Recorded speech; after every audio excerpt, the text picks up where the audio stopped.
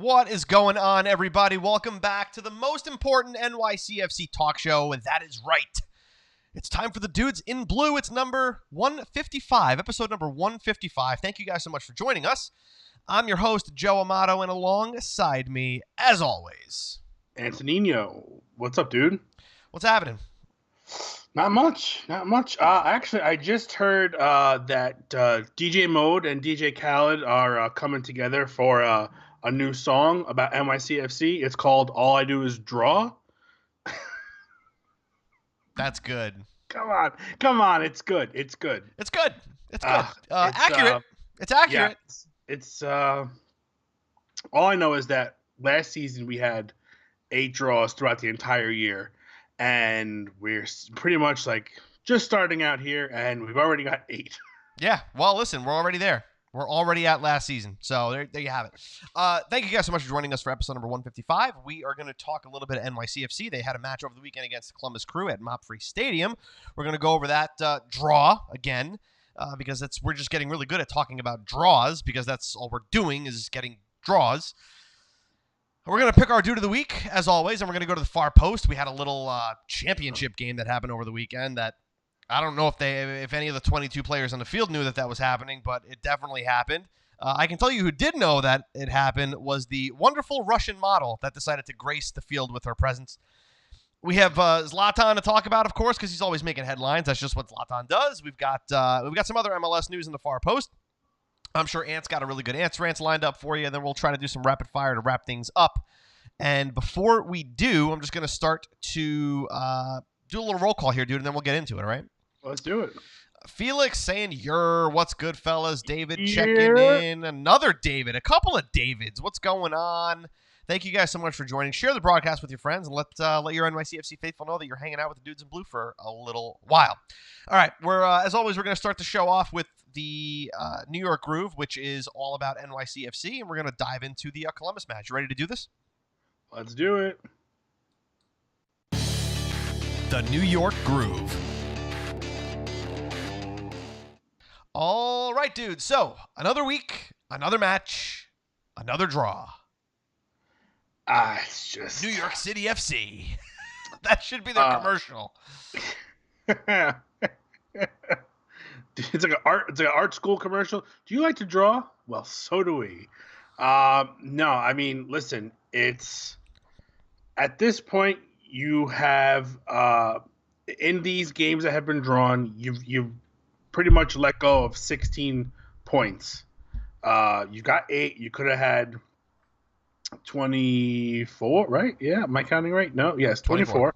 So you've got a total of 16 points that were floating around there that you couldn't really grab. So for me, when you come from behind and can get the draw, it's one thing. I don't always view that as dropping points. Because you really could have gotten 0 points, which is the case. I view more giving away points or dropping points when you had the lead and lost it. So, but feels again, more like a win when it comes in that fashion. Exactly, it's more of a positive than a negative. But then again, when you look at the team you did it against, who's only won one match in their last 9, now 10. We can't get a result against these guys? Yeah, and that's part of the frustration. I think also the frustration is you look at a game like this and say, wow, they're able to come back. That's great. They got the point. But when you've not been able to get the wins, it's even if you're losing games and you get a game like this, it'll feel like it puts you on the right path. But when you haven't won that many games and you've drawn so many times, it's more lateral for me emotionally than it is positive or negative. It's kind of like the same thing. Like, yeah, it's nice and all, but when you look at what we've done leading up to this, it's like bittersweet. It's like, yeah, you're glad you got the point, but at some point these ties keep compounding, and all of a sudden when you look at how many points you've left on the table, 16 points. Not saying you could win every single Okay, game, but dude, if you win half of those games, you're first in the East. Yeah, I mean, listen, even if you win, You win a quarter of them, and you're no longer in sixth, you're in third. It's and then you're contending, and then then you can get those swings where the team above you loses one game and you win one, and you 3-point swing, or 2-2, vice versa, and things like that. So yeah, it was a nice game, but in the form that Columbus was in, and the fact that we have not been able to put together a solid streak of wins, win, draw, win, something like that. It's pretty much there's so many ties that have happened that it's just if we continue doing this, it pretty much feels like you're treading water and not really going ahead full steam. No, it's not. You're not going ahead at all, really. You're kind of just staying put where you are, or you're dropping because it's just going to happen. I mean, Orlando got a win. A commanding win that puts them to just 2 points back from us. Now, granted, we have a couple of games in hand on them, but dude, we're sitting right at sixth place here. We're sitting right at sixth place, and we're only a couple of points ahead of a couple of other teams. This is not good. This is not a good place to be in. The fact that the broadcasts and all the marketing and all the talk about the team over the last week or so leading up to this game, NYCFC is unbeaten in their last 8. Well, I don't really buy that. Yes, it's technically true, but this is ridiculous. Like, we need to start picking up some wins. When you go to Mob-Free Stadium and you got a Columbus team that's down and out, and you don't come out the gate strong, I have to give credit to Columbus here, because honestly, dude, they probably deserved it way more than we did. I mean, we had all the possession, but they had the shots, they had the chances, they turned things around. Like, they were down our throats almost from minute 1. The only chances we got were out of some turnovers in the midfield and some quick chances that, oh crap, we have the ball, let's try to do something with it. Which is funny, because when you play possession, you really don't play that way. You try to build up the goals. You don't necessarily turn them around like that. Which is nice, but again, you kind of want your main game plan to kind of pay off for you. And this is the second game in a row where I think you saw the wingbacks being a little stifled as far as moving forward and getting part of the offense. So I think James Sands again went back and had himself a really nice game. Did some good work 1v1 with attacking players. Wingbacks, I think you want to see a little bit more, but it's tough. And look. Well, when Ben Sweat goes out injured in what the 20? What minute was that? I'm trying to find it now. Yeah, pull that up. When Ben Sweat goes down injured, and you can't put in Ronald Matarrita because of, again, potentially another injury to this glass man. The glass man. He's the glass man. He's Mr. Glass. I'm the glass man. Mr. Glass. You know what I mean? Like, what are you supposed to do? What are you supposed to do? So you take arguably your best center back and you say, you know what? I have an idea. Alex, go play left back and get up the field. Which he does as a center back. He's known to take at least once or twice a game. You give him enough space and he's at the other end of the field. So okay, but when he gets there, that's the problem. He has no idea what the hell he's doing. Like, absolutely no idea. Like, Ben Sweat at least has a move, and his move is to cross the ball. He's only got the one move, and it's the cross. But at least his one move at least attempts to create a chance. Should play the cross. It's unreal. Listen, but I think now we go back a little bit, and you see Ismail Tajiri-Shradi come on, and I said it was the 45th minute. I was like way off, by the way. That's okay. It was fine. Saturday. I don't really care. Saturday, yeah. Izzy comes in and tries to take that role, and I think you kind of see where that the goal was scored came from his side of the field, where he was way behind the attack as far as defensive purposes go. So. Again, if you're looking for him to fill that role, I don't think defensively he's got enough. Where Well, it didn't. It was almost immediate that you saw Collins pick up that left back spot, and Tajiri-Shradi wound up being over to his normal right wing position, and then look, then the goal comes. He puts in a cross, And Maxi, albeit unintentionally, lays it off to Bear, who puts away a really nice goal. But again, like, and this is my question, like, why isn't Shradi starting? The man is obviously a chance creator. You know, it's frustrating. It's frustrating. I think the formation. I think it's the formation. I think the formation. Having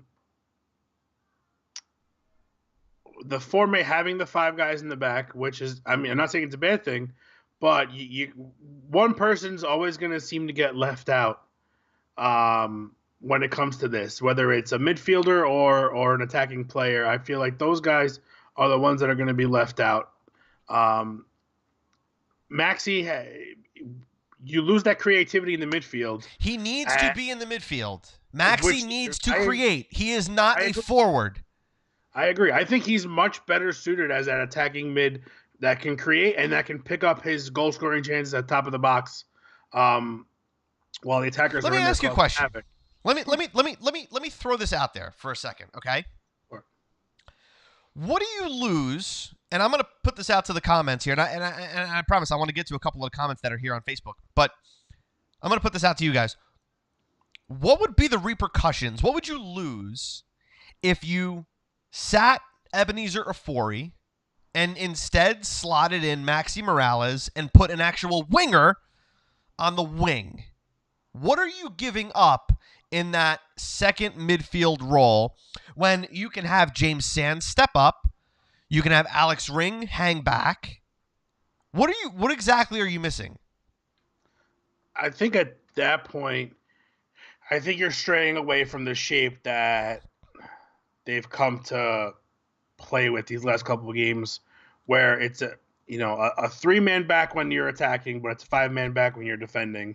I think you lose that a little bit. I think if you try to keep the same shape, I don't think Maxi's going to give you enough defense.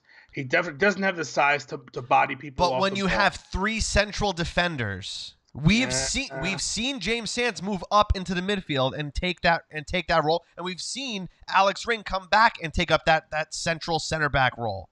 I think if you want to kind of keep the shape a little bit, I think you're going to end up. It's tough. It really is difficult because I see it more. If you're going to try to do that, I think you're going to want to play with 2 guys up top, not 3 necessarily, and keep the midfield full where you have those 2 defensive-minded players. But again, it's the formation is keeping this formation, this way of playing is keeping arguably some of your best players, some of your best goal scorers off position the field. And off the field. Yep.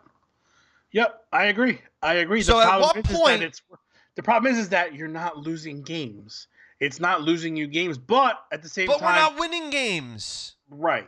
Well, we were with it, but now we kind of we're not crossing over that line. We're not getting over the edge. Right. Something needs to change here, and it's not. I don't know, man. I know we said that Dolman likes to change things too much, but at this point, I'm like, you got to start winning games. You got to start winning consistent games. I would almost rather lose the game than pick up all these draws. Yeah, I mean, I would always take points over no points, but again, it's like if it's not broken, dude. If you lose, at least you're going for it. What are we going for here? Yeah. You're playing for the draw at Mopfrey Stadium against a team that's garbage right now. Yeah. Again, this is freaking boring. I can't argue. Listen, I mean, if we scored 2 goals right away and then play defense the whole game, it's gonna be boring. But you're gonna get results, which makes but if you get a result, that's fine. Yeah, but again, it's still not a very exciting brand of soccer. I think the more excitement you see is when the ball gets turned over, and you put some pace, into the attack. But again, listen, we're at such a weird place with this team where it doesn't feel right. It's like I don't know what this is yet. I don't know what it is yet. Is it a dog? Is it a nice pet, or is it a coyote? Like, is it going to be cool? You know why you feel that way? You know why you feel that way? Because we're sitting at the middle of the Eastern Conference table when at this time last year, if I'm not mistaken, we were at the top. Yeah. Yeah, we were up there. And that's why it doesn't feel right. And I'll tell you what, for the last couple of seasons, if I'm not mistaken, at this point in the season, we were way higher than 6th place. 6th place is unacceptable for this team. It's unacceptable. It's unacceptable. Yeah. Not when you're capable of getting the results and you're not getting it. Talent. The talent's there for sure. I mean, you've seen it, but it's just they kind of demand more of themselves, and I think the coaching staff really needs to figure this out because this season will get away from them fairly quickly. The good thing is that we've only played 13 games where everyone else has played upwards of 15 to 17. Okay, but guess what, dude? If you draw all 3 of those games, you're still in 6th place. Yeah, that's the problem. But again, if you can figure it out and you can win 3 of them, all of a sudden you're actually, depending on what everyone else does, you're in pretty good shape. So not so much panic mode. There's still a lot of good things happening, but better things need to happen, and they need to happen relatively soon because it's going to get late early, as they say.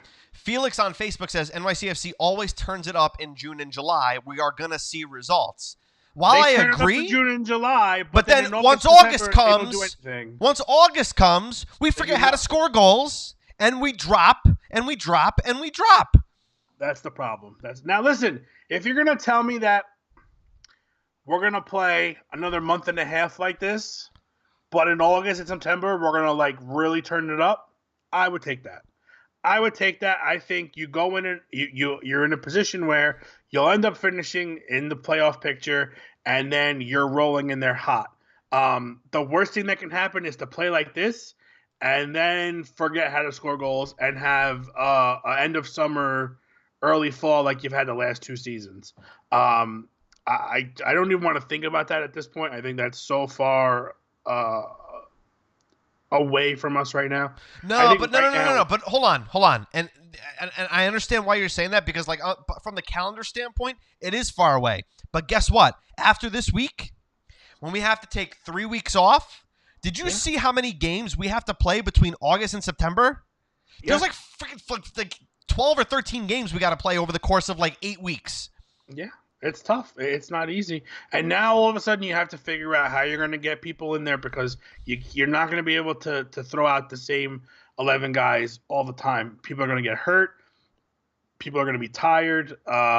So this next game and the next weeks following are going to be critical and really trying to nail down solidifying this game plan and maybe figuring out another one where you can maximize everyone's potential at their position. That means getting Izzy time on the wings, putting Maxi back in the midfield, trying different things and trying to figure out what happens at left back if Ben Sweat. I know Ben Sweat was on the bike today. I'm pretty sure I saw on Twitter. So I don't think that injury is that serious. He looked to be okay, but again, you never know how long you want to keep somebody out when that happens. And Mata is going to go play for Costa Rica now, so God knows what's going to happen there.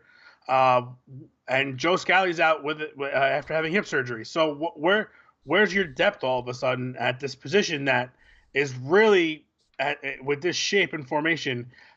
It's really the driving force behind everything. So yeah, where do you go from here? What do you do? Who is out on Thursday for the Cincy game? So Sean Johnson's at camp.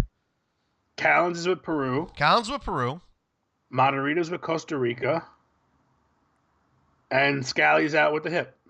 Okay, so our goalkeeper is not available. No. Right? Mm-hmm. Arguably, our best center back is not available. Mm-hmm. Mr. Glass is not available. Mr. Glass. Right? Yeah. Now, I'll tell you right now, the absence of Sean Johnson and Alex Collins makes this game suspect to me. I know Ofori is also out, apparently. Yes, I'm sorry. He was another one. Let's throw Tony Rocha in there and get that man some minutes, but he's going to be too busy playing left back because Ben Sweat's not here. Yeah, this is, again, it's not Dude, it's not an easy situation. We're playing FC Cincinnati, the worst team in the league. Are they the worst team in the league? Hold on. Yeah, I think they are. They are officially the worst team in the league. 11 points, where Colorado has 12. Even Colorado is ahead of FC Cincinnati. But I gotta tell you, I'm not looking forward to it. I'm a little nervous about this game. And everybody that's gonna bash me and everybody that's gonna say, "Oh, Joe, you're insane. Just wait. Listen, it's very easy. It's very easy to fall into the trap of the trap game. It's very easy. You take these guys lightly, and you could have a problem. You take anybody lightly, you could have a problem. It's what it comes down to. It. I think that's what separates the really big winners from the guys that are just on the outside looking in. You've got to have that killer instinct. You got to want to win every single game by 3 goals. You got to push hard the whole season. And it's daunting when you don't have the depth there. And right now our depth is lacking in certain spots, and it's going to be an issue. It is. And this is going to be a test of that. Thursday is going to be a test of that. Absolutely. But, hey, we scored some nice goals, didn't we? We scored a nice goal. Hebert's goal was – Hebert is scoring goals that he needs to score, right? Like, if you're at the top of the box, Matrica, you don't sky it. You put it in the back of the net, or at least at the very least you put it on frame. Put it on frame. Matrica put one into – I think he put it into the stratosphere from the 6-yard box. Hebert's got to put those away, right? That was a lucky touch by Maxi. We can all agree on that. But a clinical finish. But a perfect finish you have to. If you're a striker, if you are a goal-scoring number 9 traditionally, and you're at the top of the box, center at the top of the box, you need to put that away. Yeah, I think that was missed in the beginning, because we had chances where had someone like that been in the box, we could have had a couple more points, and we'd be talking about this a lot differently. But yeah, that was a good finish. And then Taty just, dude, listen, I said it. Just because he doesn't score goals doesn't mean he wasn't having good games building up. From that Minnesota game on, and maybe the one before, he was actually he was making good runs and he was getting his chances. They just weren't coming in. But that's the difference. You could, at that moment in time, you could take it and be negative about it and let it eat you up like some players do, or you can keep pushing harder and harder, and all of a sudden you're scoring goals from the middle of the field. Okay. What seems like the credit first needs to go to Alex Ring. Oh yeah, absolutely. 100%. Because Alex Ring came from a deep defensive position to steal that ball away, came out of absolutely nowhere. So credit to him for coming back. But dude, that freaking finish was absolutely sensational. I lost it. I was like, it was incredible. It was absolutely incredible. If that's what we can expect from this kid, why isn't he playing on the wings? Why isn't he playing on the wings? Why don't you put Maxi in the midfield and you put him on the wing? Yeah, listen, it's now you got too many people at one spot and not enough people at the other, and it's just. And the formation locks you in to keeping players out. Yeah, it does. It really does. Because the biggest position. It's always a good player that's either out of position or on the bench. It's not going to be a bad player that's on the bench that's usually starting. It's now you're missing. You're going to miss something from one or two of your good players. Arguably in that formation, dude, your most important positions are your wingback positions. That's what makes or breaks the way that formation works. And not everybody can play. You can't just put a central defender at right wingback or left wingback. It doesn't work that way. You have to naturally be able to be attacking and defensive at the same exact time. And most defenders can't do that, and most attackers can't do that. That is a very specific position, and it's becoming one of the most important positions in the game. We just saw that in the Premier League race with Liverpool, with Trent Alexander-Arnold and Andy Robertson, two of the best fullbacks and arguably making the most impact as possible. Sure. It's becoming incredibly important, but you just can't slot somebody in there. Yeah. So you're strangleholding yourself to when Ben Sweat goes down. You gotta make a quick adjustment, and you can't even put Ronald Matarrita in. And Matarrita's injured half the season anyway. So how can you stick to this game plan when your hands are tied as to who you can play there? It's tough. Listen, I think if Ben Sweat really rolled his ankle and he can come back, I'm not making any speculation here, but if he can play, I haven't heard anything. I think this is the game where you kind of need to go back to 4 in the back and try to see what you can, what you can do that way. Especially if Mata's not 90 minutes fit. Because from what I read, I think I saw Glenn Crooks on Twitter said that Mata didn't go in because he suffered some kind of a hamstring or something. Yeah, which is believable at this point. So yeah, I think this is a game where you are playing a lesser opponent, not to be taken lightly, but I think you're also playing on a more narrow field. Yeah, so now I think is the opportunity where if you can get Ben Sweat in there, I would try to go play 4, play with 3 midfielders, either play a 4-3-3 or that's pretty much what I'm thinking. Just try to do the old 4-3-3 and give him the old. Give me the old 4-3-3. Yeah. I would like to see that, and just to be able to know that you have that ability to shapeshift and change, and get the most out of Maxey, who is arguably one of your biggest catalysts on the field, and that opens up the splot. The splot. It opens up the splot. And put that in the egg basket with Furcus and Splot. That's a new one. I can't. What was I saying? I don't know. Now you lost your Furcus. But if you're able to put Maxey back where he's going to give you his highest potential, you open up that wing spot for Taty or Izzy or both of them and move them around as needed, because I'm pretty sure that you've got Hebert and Matriza kind of solid where they are. So yeah, I'm curious to see what's going to happen, because I think if we're going to see 5 in the back again, it's going to look a lot different. We're a lot of different players, especially knowing that we don't really have 100% fit left back for this matchup. Terrible. All right, we've spent way too much time talking about this game. Anything else to add about this game? Because we need to move on. No. All right, fantastic. Let's move on to Dude of the Week. Dude of the Week. Let's make this short and sweet. Taty Castellanos. I'm good. Scored a banger. Brought us back on level terms with Columbus. Sealed the point very, very beautifully, I might add.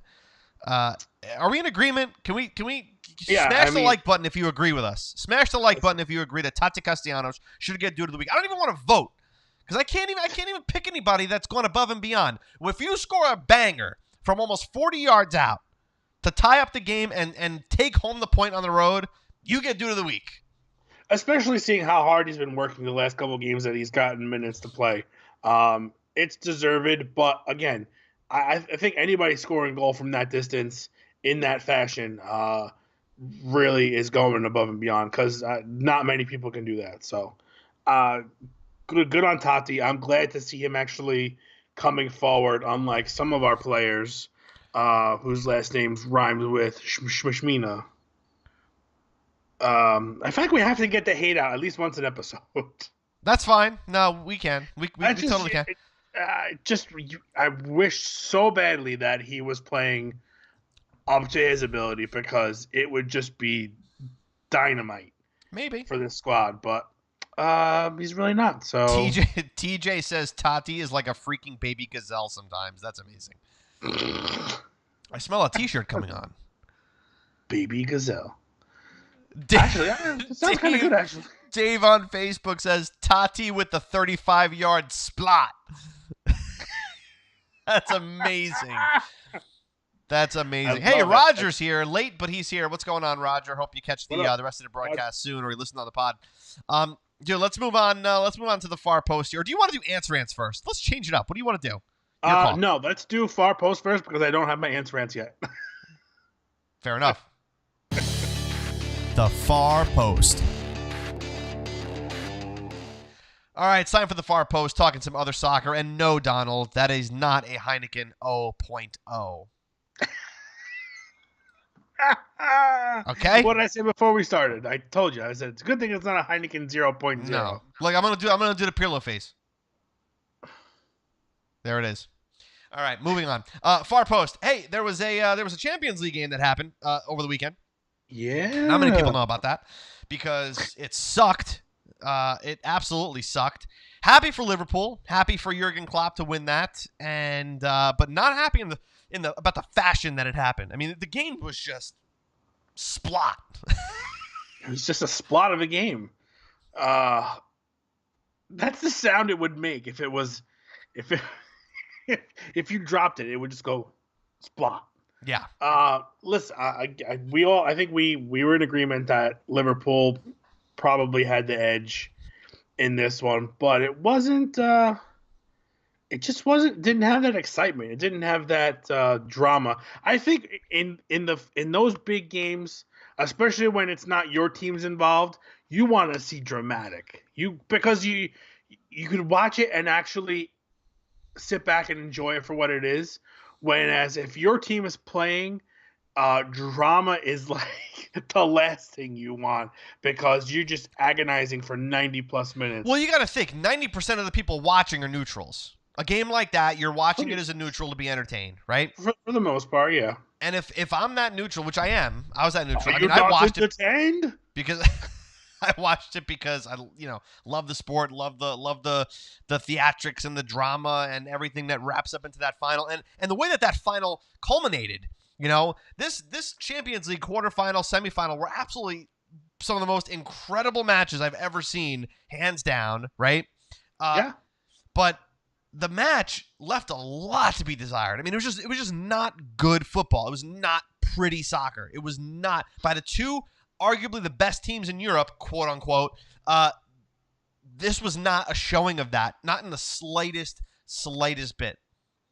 Yeah, no. The Europa final was better than that. I mean, the second half of the Europa final was better than the Champions League final. And even at that, when it's one-sided, it can get a little stale too.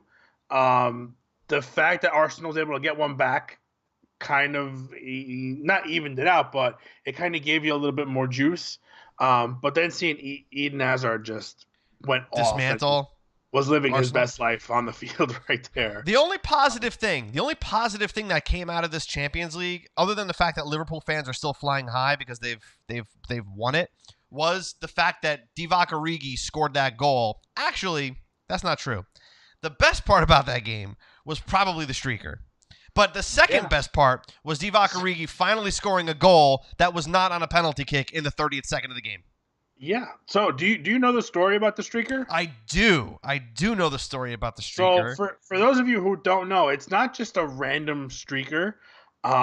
Usually the random streakers are the really drunk dudes who are like just I'm not gonna say what I want to say. Not who you want to see in a unitard? Yeah, just running out there. So she's wearing an ad for a pornographic website that her fiance happens to own, and it's worth about I don't know how many millions of dollars. But by doing that and pretty much taking the L and getting arrested, she pretty much saved the company like 3.5, I don't know how many $1 million in ad space. 3.5 sounds accurate for not knowing how many. For not knowing how many dollars. I think I saw 3.5. I don't know what it was, but when you think about how much an ad cost, a 30-second ad, or for the amount of time she was on the field, what it would equate to. Not only that, but the exposure she got on social media afterwards. Yeah, it's not. And now was remarkable. Every picture has her in the unitard, and it's got the company name on it. I call it company. It's not really a company. I mean, it's a company, but it's a whatever it is. I don't know anything about those things. But in all honesty, it's a really freaking brilliant move. When you've got that much money and you're marrying into someone that's got that much money and you can afford to have an arrest on your record, just go. That was literally the most exciting part of that entire Champions League. Listen, if you had the money and you knew the arrest thing wasn't gonna affect you in any way, and you can get one of your clients that much more exposure in that fashion, And all you have like, to do is dude, run I'm out not onto saying the you field of gotta a go out major there soccer tournament wearing a unitard thong. I think they would do literally it. for the price of transportation and what the ticket cost. They probably spent less than $1,000, Millions of or dollars worth of around advertising. that, and they got million. They're probably getting millions of dollars worth of clicks, revenue, all kinds of stuff. So, um, freaking It's genius, ridiculous. freaking Absolutely genius, ridiculous. I saw it. I ridiculous. was like, what the hell But just happened? but just think about how many people can't afford to do that because you can't afford to have an arrest on your record for something like that. And then Arrest you get people that schmarest. actually use this opportunity to get arrested as advertising. Brilliant. This is a whole new This is a whole new way of I advertising. gotta start a new company. You really do. I gotta get on this. Plowing ahead here, yeah. Overall, very, very underwhelming game. Happy for Liverpool. They definitely deserve it. Kind of. I think the penalty in the beginning of the game, the first 30 seconds of the game, really kind of killed the game because I think nobody obviously saw that coming, including Liverpool. Right, so they were like, "Well, what do we do? Do we just sit back and try to absorb pressure? Or like, what do we do? Do we try to score another goal? I don't know what to do. I'm not sure what I was supposed to do with my hands. What do I do with my hands? So anyway, yeah. So there's that. Moving ahead from the Champions League, there's definitely some MLS action to cover here, and mainly I'd like to talk about Zlatan's bicycle kick. So the LA Galaxy are down to the New England Revolution, who is now under the tutelage of Bruce Arena, which is spectacular. And New England Revolution, a team that's been struggling really poorly, has gone to Dignity Sports, Herbalife, StubHub Arena, and not only walked away with the result, but walked away with 3 points in a 2-1 win over the Galaxy. But Zlatan still did Zlatan. Now, this goal was pretty spectacular. Listen, this is what I imagine happening. Imagine Zlatan sitting down on a sofa watching MLS, and he sees Taty's goal, and he goes on social media, and he sees all of us, goal of the week. Somebody Goal of the season. Somebody go. All right, take it easy. All right, it's nice, but goal of the season. David Villa's 60-yard chip didn't even get goal of the week. So let's take it easy. Yeah. So I just picture Zlatan sitting there, and Zlatan looks, sees it. Goal of the season, hold Zlatan's beer. Yeah. That's exactly what I can see. I can see him doing. Hold Zlatan's beer. He calls it Zlatan's beer. It's not hold my beer. It's hold Zlatan's beer. But that's just. I don't know how how you can do all of what he did in the space without even taking space. He just stood in that spot and rotated and managed to get a bicycle kick off. Absolutely insane. It's unbelievable. And not only that, but he kicked it kind of at the keeper. Listen, at that point, you probably can't really aim it at that point. You're probably just you're getting up there and praying that it goes in. But as a keeper, you're not expecting that shot to come in front of Zlatan. Like, unbelievable. So in the comments, guys, before we wrap up the show, I want to know who did it better. Was it Zlatan's bicycle kick, or was it Taty's 35-yard golazo? Don't Put forget, them in the comments. Hoku had a similar one a few years back in I think it was an Open Cup game. I think you're correct. He had one that was a little less theatrical. He didn't get as much air as Zlatan did, but see, here's the difference, and here's why goals like this are important. Not to get too far off of a tangent here. The reason why goals like this are important is because when Kwadwo Poku did it in a U.S. Open Cup game, it will get coverage in New York and maybe the United States. Maybe the United States. Not even. Barely in New York. Maybe regionally. Maybe even regionally. Yeah. When Zlatan does it, it's going to get coverage everywhere. Oh, it's ESPN Top 10. And that is why it's important to have these guys here in the league and doing what they're supposed to be doing. When Wayne Rooney made that ridiculous defensive run and tackled, I totally forget who it was, but made that ridiculous pass to Luciano Acosta to win the game at the death stroke of the game, That goal was not just for the DC United. That goal was for MLS. It was an advertisement for MLS. So when Zlatan does stuff like what Zlatan does, you need to appreciate it not as him as a player, but what is going to do attention-wise to the league. I think even more so if those guys, you know, they have the ability to do it, and then I think you have to look at it and stand back and say, all right, you've got people that'll look at it and they'll be, oh, he did it, but he did it against lesser competition, which is not always the case because people don't really follow MLS that way, that have that opinion. But when you see other players doing it, of guys you don't really know, I think when those guys do it and these guys do it, I think it's you're just creating so much hype. That's what people want to see. They don't want to see, you know, defensively stifling games where it's 1-0 for, you know, 82 minutes. You want to see goals and you want to see big defensive stops and you want to see big saves. And I mean, I think you need these guys here to do it, but I think you also need guys here to be able to be confident enough in themselves where trust your ability and then go for these things because you can create some sick chances. Angel on Facebook says it's a double-edged sword because people also say that the MLS is that easy, but that's not true. That's what I just said. That's not. But dude, but it brings the attention to it. So when, like you said, when other guys are actually creating those opportunities and doing things like that, you need the guys that have the eyeballs to get the same eyeballs on the other players. It's just the way that it's going to have to work. Yeah. It's just the way it's going to have to work because nobody's going to pay attention until there's something worth paying attention to. Yeah. Listen, success for all will boost the success of the individuals for sure. I cannot tell you guys like Rooney and Zlatan, would they make a ton more money if everyone in the league was not so much play at a higher level, but if there was more interest? Yeah, they would make more revenue, and these guys would sell more jerseys, and they would have more sponsorships and things like that. So it really benefits them to have everyone playing, you know, to that ability. And you have guys that can do it. It's just the fact that, you know, I don't even know how to get this out. It's just you need everyone to kind of when everyone wins the big fish, they win a little bit more, and it's good for them. So to be big and everyone else be so far beneath you, it's not necessarily to your advantage, is what I'm pretty much shooting for. Yeah, for sure. Dude, before we kind of move on to close out the show here, and if you've got any AMA questions, ask us anything. Could be NYCFC related, could be anything. Drop them in there in the comments now if you are watching it in the Facebook live feed. We only have a couple from the Instagram feed. So, dude, do you have an answer, or are we skipping it tonight? Just pretty much not so much an answer, but kind of what I wanted to just talk about real quick.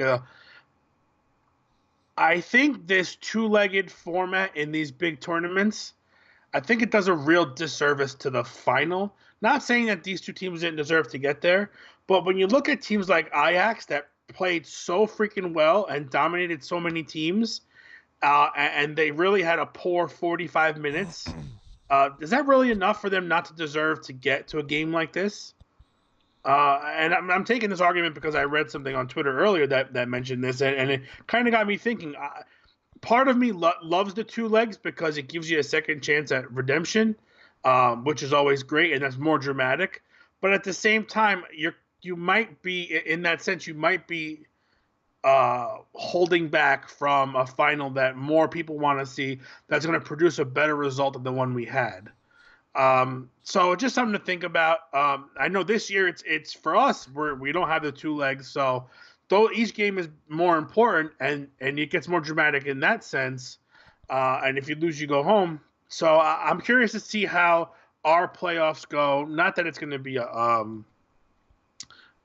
deciding factor for, you know, UEFA and things like that, but I'm curious to see how it goes because I can totally see if you get 2 or 3 more games like this over the next couple of years, people are going to want massive changes because not that they don't want to see the teams play, but they don't want to see this type of game played.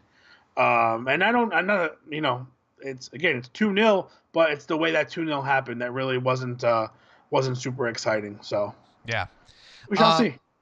let's do some rapid fire Q&A, dude. Let's wrap this thing up. Let's take care of Instagram first, and then we got some comments here on Facebook that I want to get to before we say goodbye to this. Jamal Shanti 7 on Instagram. Whose goal was better, Taty or Ibra's bicycle? I gotta give it to Ibra. We didn't really finally settle that, but I gotta give it to Ibra. No, it was settled. Zlatan settled it by himself. On Instagram, Grant Newberger says, "How do you think the formation was without a true left back, left wing after Ben Sweat got injured?" I think the formation kind of suffered. Although, I mean, can you really complain because we got the result that we needed to get from being down? Yeah. I don't think there's necessarily a plan for that. I don't think there was a plan for that if that were to happen. I think Mata was the backup plan once he was out of the picture. I think. And then he sprained his wrist brushing his teeth. Yeah. He sprained his ankle brushing his teeth, which is even harder. Was he brushing his teeth with his legs? With his feet? Dude, I don't know. Probably could. Listen, soccer players do some crazy stuff with their feet, man. I don't know. I just think it was more contingency rather than a plan B. I think they're going to have to come up with a plan B if this happens because it very easily can happen. As you've seen, all the stars lined up and all of a sudden you don't have anybody to play that spot. So, yeah, for sure. Let's get to the rapid fire on Facebook here. Lalo says, "How's that married life going?" Hey, we can both answer this one, dude. Married life is fun and exciting. Yes. That's all I have to say about that. There you go. Angel on Facebook. Have you heard about the new tournament between MLS and Mexican League? Any thoughts? So why are you why is it being forced? The rules, yes, you go first, I go second, I know. If you wanted an answer, Rance, you had your freaking chance. Well, now I have one. Well, go ahead. Now you have it. Look, Houston Dynamo flat out said that they're going to be playing a B team for this, if I'm not mistaken. So if they're not taking it seriously, nobody should. I think this goes along with those rivalries that the MLS is trying to falsely create a large game of some kind. Honestly, if you wanted this to be a big tournament, you wouldn't have the 4 teams you picked in there. To be fair, I think this is just more forced, and it could have been fun. It could have been interesting if it was done a little differently. But for me, this is just pretty much just an excuse to try to get some money from a couple teams. I think it's useless. Whatever. Felix is asking favorite Chinese food. I'm going with the steamed dumplings. Ooh, I'm a big mushu pork guy. Ooh, I want some mushu. Mushu, you hungry? All right, JKE Rhino on Facebook. If MLS is not seen as as good as leagues in Europe, then explain why MLS All-Stars have beaten some of those teams. Because those teams do not play their A teams, and it's impossible to base it off of a single game scenario. So that is the other useless game. If MLS wins the game, it's always looked at the other team didn't play up to snuff, and if MLS gets beaten, wow, your best players in your entire league cannot beat one team. So it's not a win. It's a no-win situation. It's a fun weekend. Yes, I've been there. I've done it. It's cool, but I'm sad to say all the festivities that surround the game are much better than the game that actually happens. Yeah, it's usually what you build up the hype so much and then it just falls flat. Couple more here really quick. Felix on Facebook. Can we talk about the sick tie collection behind Antonino? And if you guys don't get the reference, these are my 8 ties. There's 8 of them to celebrate NYCFC's 8 ties. I was thinking about wearing them to the game Thursday night, but I just not gonna do it. No, don't do that. Too much weight and too much bad juju. All right, guys, that just about does it. If we didn't get to your question, I'm sorry, but please, we can start using the hashtag #AskDudesInBlue because I'd like to start I'd love to get that going. We can get that going all week. So if you're listening on the pod, tweet us your questions, hashtag #AskDudesInBlue, and they could be about anything because honestly, it doesn't have to be about soccer. I mean, it really doesn't. This has been episode number. What's that? I like the Chinese food question. The Chinese food, fantastic, and I wish more people took an interest in what I ate. Well, we could start we could do a whole separate show. Have a whole show about our meal choices. Diners, drive-ins, and dudes. That's right. Guys, this has been episode 155. We really appreciate you spending time with us. If you're watching on the Facebook feed or watching on YouTube or listening on the pod, wherever you are spending time with us, please leave us a comment. Let us know how you like the show. Leave us a review on iTunes and Facebook if you're watching and or listening to us on either of those platforms. It does help people just like you find us. So, listen, dude, we're going to be back here Monday night. I know there's a game Thursday night, but because there's no game over the weekend, we're going to be talking about the FC Cincy game on Monday night at 8 p.m. Pod coming out on Tuesday as usual, but we will be back on Monday night for sure. And bring your fun stuff for that one because, once the game's over, it's pretty much it because there's not much else going on. So Not for a few weeks. Yep. So we're going to make it a good show for episode 156, but we'll see you there. Hopefully we take 3 points at the stadium on Thursday night, but until then, guys, stay blue.